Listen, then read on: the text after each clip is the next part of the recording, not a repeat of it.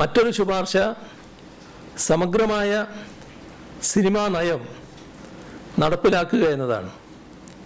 Cinema നയത്തിൻ്റെ കരട് തയ്യാറാക്കുന്നതിനായി പ്രശസ്ത സംവിധായകനും ഛായാഗ്രാഹകനുമായ ഷാജി എൻ കരുണിൻ്റെ അധ്യക്ഷതയിൽ കമ്മിറ്റി രൂപീകരിച്ചിട്ടുണ്ട്. കമ്മിറ്റിയിൽ സിനിമാ രംഗത്തെ വിവിധ മേഖലകളിൽപ്പെട്ടവരുടെ പ്രാതിനിധ്യം ഉറപ്പുവരുത്തിയിട്ടുണ്ട്. സിനിമാ നയത്തിൻ്റെ കരട് രേഖ ചർച്ച ചെയ്യുന്നതിനായി ഒരു കോൺക്ലേവ് നടത്തുമെന്ന് ഇതിനകം പ്രഖ്യാപിച്ചു കഴിഞ്ഞിട്ടുമുണ്ട്. സിനിമയിലെ പ്രൊഡക്ഷൻ ബോയ് മുതൽ സംവിധായകൻ വരെയുള്ള സിനിമയ്ക്ക് മുന്നിലും അണിയറയിലുമുള്ള എല്ലാവരെയും പങ്കെടുപ്പിച്ച് വിപുലമായ ചർച്ച നടത്തിയാണ് സിനിമാ നയം രൂപീകരിക്കുക. വനിതകൾക്കായി production management, camera and lighting, art and design, costume, makeup, post production supervision, marketing and publicity ഈ വിഭാഗങ്ങളിൽ തൊഴിൽ പരിശീലനം നൽകുന്നതിനുള്ള പദ്ധതി സംസ്ഥാന ചലച്ചിത്ര അക്കാദമി വഴി ആരംഭിച്ചിട്ടുണ്ട്. പരിശീലനത്തിന് ശേഷം പ്രൊഫഷണൽ ഫിലിം പ്രൊഡക്ഷൻ കമ്പനികളിൽ തൊഴിലവസരത്തിന് വഴിയൊരുക്കും. ഗുണഭോക്താക്കൾക്ക് 6 മാസക്കാലത്തേക്ക് സ്റ്റൈപ്പൻഡ് അനുവദിക്കും. കേരള സംസ്ഥാന ചലച്ചിത്ര അവാർഡിൽ സിനിമയുടെ ഏതെങ്കിലും മേഖലയിൽ മികവ് പുലർത്തുന്ന സ്ത്രീ, ട്രാൻസ്ജെൻഡർ വിഭാഗങ്ങൾക്കായി 50,000 രൂപയുടെ പ്രത്യേക അവാർഡ് ഏർപ്പെടുത്തിയിട്ടുണ്ട്. ഗോത്രവർഗ ഗായിക ശ്രീമതി നാഞ്ചിയമ്മ, ശ്രീമതി ശ്രുതി ശരണ്യം എന്നിവർ ഈ അവാർഡ് നേടിയിട്ടുമുണ്ട്. അഭിനയം വൈദഗ്ധ്യമുള്ള തൊഴിൽ മേഖലയായതിനാൽ സ്ത്രീ പുരുഷ ഭേദമന്യേ തുല്യവേതനം ഏർപ്പെടുത്തുക, അതുപോലുള്ള ശുപാർശകൾ നടപ്പിലാക്കുന്നതിന് സ്വാഭാവികമായ ചില പരിമിതികളുണ്ട്. പ്രൊഫഷണലുകളുടെ വേതനം ഒരാളിൽ നിന്ന് മറ്റൊരാളുടേത് വ്യത്യസ്തമായിരിക്കും. പ്രൊഫഷണലായ സിനിമാ താരത്തിൻ്റെ ശമ്പളവും തുടക്കക്കാരനായ നടൻ്റെയോ നടിയുടെയോ ശമ്പളവും ഒന്നാവണമെന്ന് ആഗ്രഹിക്കാമെങ്കിലും നടപ്പിലാക്കുന്നതിന് പ്രായോഗിക തടസ്സമുണ്ടാകും.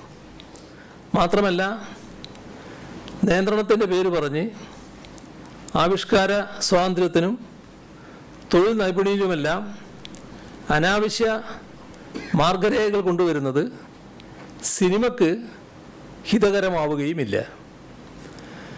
മദ്യം, മയക്കുമരുന്ന് പോലെയുള്ള ആശ്വാസകരമല്ലാത്ത പ്രവൃത്തികൾ തടയണം, ലൈംഗിക അതിക്രമങ്ങൾ തടയണം തുടങ്ങിയ ഗൗരവമേറിയ കാര്യങ്ങളാണ് റിപ്പോർട്ടിലെ മറ്റ് ശുപാർശകൾ.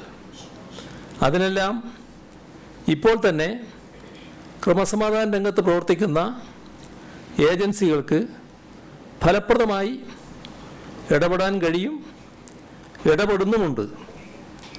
ഷൂട്ടിംഗ് സ്ഥലങ്ങളിലെല്ലാം ഈ ടോയ്ലറ്റുകൾ, സുരക്ഷിതമായ ഡ്രസ് ചേഞ്ചിങ് മുറികൾ, സിനിമയുമായി ബന്ധപ്പെട്ട് താമസിക്കുകയും യാത്ര ചെയ്യുകയും ചെയ്യേണ്ടി വരുന്ന സ്ത്രീകളുടെ സുരക്ഷ സംബന്ധിച്ച കാര്യങ്ങൾ എന്നിവയിലെല്ലാം സർക്കാരിന് മാത്രമായി തീരുമാനങ്ങൾ എടുക്കാൻ കഴിയുന്നതല്ല. സിനിമാ മേഖലയിലെ പ്രശ്നങ്ങൾ ചർച്ച ചെയ്യുന്ന കോൺക്ലേവിൽ ഇതാകെ ചർച്ച ചെയ്യാവുന്നതാണ്. സിനിമാ മേഖല കുത്തഴിഞ്ഞതാണെന്നോ അതിലെ സാങ്കേതിക പ്രവർത്തകരും നടീനടന്മാരുമാകെ അസാൻമാർഗിക സ്വഭാവം വെച്ച് ആണെന്നോ ഉള്ള അഭിപ്രായം സർക്കാരിനില്ല. ഒരു റിപ്പോർട്ടിൻ്റെ ഭാഗമായി സിനിമയിലെ ചിലർക്കുണ്ടായ തിക്താനുഭവങ്ങൾ വെച്ച് 94 വർഷത്തെ പൈതൃകമുള്ള മലയാള സിനിമാ രംഗത്തെ വിലയിരുത്തരുത്. പ്രമേയത്തിൻ്റെ ശക്തിസ്ഥിരത കൊണ്ട് മനുഷ്യകഥാനുഗായികളായ എത്രയോ നല്ല ചലച്ചിത്രങ്ങൾ ജനിച്ച മണ്ണാണിത്. ലോക സിനിമാ ഭൂപടത്തിൽ മലയാളത്തിൻ്റെ ശക്തിയും സൗന്ദര്യവും എത്രയോ വട്ടം അടയാളപ്പെടുത്തപ്പെട്ടിട്ടുമുണ്ട്. നൂതനമായ പരീക്ഷണങ്ങൾ കൊണ്ട് വ്യതിരിക്തമായ സിനിമാ ഭാഷയ്ക്ക് വ്യാകരണം ചമച്ച നാടാണ് കേരളം.